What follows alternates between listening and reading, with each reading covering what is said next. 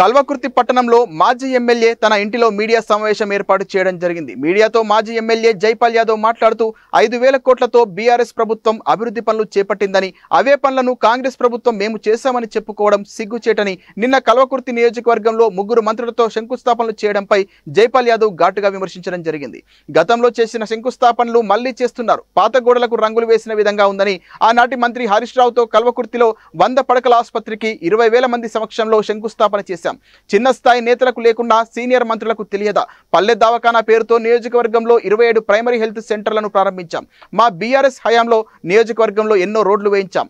5,000 కోట్ల రూపాయలతో నియోజకవర్గంలో అభివృద్ధి పనులను చేపడితే ఇప్పుడు వాళ్ళ పేరు పెట్టుకొని మళ్లీ ప్రారంభిస్తున్నారు. ఇవాళ గతంలో చేసిన పనులకు బిల్లులు ఇవ్వడం లేని స్థితిలో ఉన్నారు. స్థానిక సంస్థల ఎన్నికల కోసమే శంకుస్థాపనలు, ప్రారంభోత్సవాలు.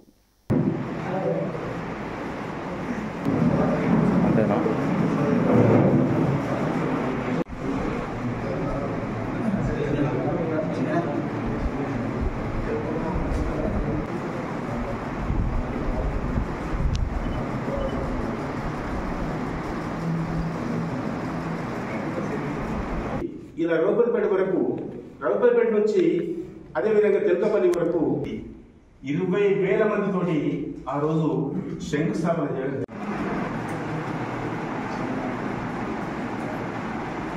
రెవెన్యూ శాఖ మంత్రి పొంగులేటి శ్రీనివాస్ రెడ్డి ఆయన కాంట్రాక్టర్. ఆ 7,200 కోట్ల రూపాయలు పొంగులేటి శ్రీనివాస్ రెడ్డి చేసినటువంటి పనులను రికార్డ్ చేసి 7,200 కోట్ల రూపాయలు అక్కడ డైవర్ట్ చేశారు. రైతులకు శనకోపం పెట్టింది. సిగ్గు శరం లేకుండా చేసిన దానికే శంకుస్థాపన చేస్తున్నారు.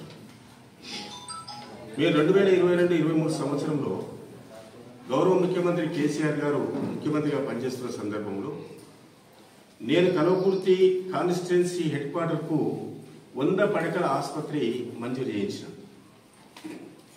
అదేవిధంగా ఆమనగల్లో 10 బెడెడ్ హాస్పిటల్ను 50 బెడెడ్ హాస్పిటల్గా మంజూరు చేయించాను. కాంగ్రెస్ ప్రభుత్వానికి సవాల్ చేస్తున్నారు. మీరు చేసిన దానికే శంకుస్థాపన చేస్తారా? కొత్త వాటికి శంకుస్థాపన చేస్తారా? 2022-23 సంవత్సరంలో ఆనాటి ముఖ్యమంత్రి కేసీఆర్ నాయకత్వంలో వైద్య ఆరోగ్య శాఖ మంత్రి హరీష్ రావు గారు ఆమనగల్లో 50 పడకల ఆసుపత్రికి, కల్వకుర్తిలో 100 పడకల ఆసుపత్రికి శంకుస్థాపన చేసి మంజూరు చేసి టెండర్స్ కూడా పిలిచి అవన్నీ కూడా ఫైనల్ కూడా చేయడం జరిగింది. సర్వే నెంబర్ 99లో 3 ఎకరాల 20 గుంటల భూమి కూడా కేటాయించారు. దానికి తోడు 27,50 లక్షల రూపాయలు మంజూరు చేశారు. ఆమనగల్లో కూడా 25 కోట్ల రూపాయలు మంజూరు చేశారు. మళ్ళీ కల్వకుర్తికి వచ్చి 100 పడకల ఆసుపత్రికి మళ్ళీ శంకుస్థాపన చేయడమైంది. అది ఏం పద్ధతి? అది ప్రజాస్వామ్యం ఉందా?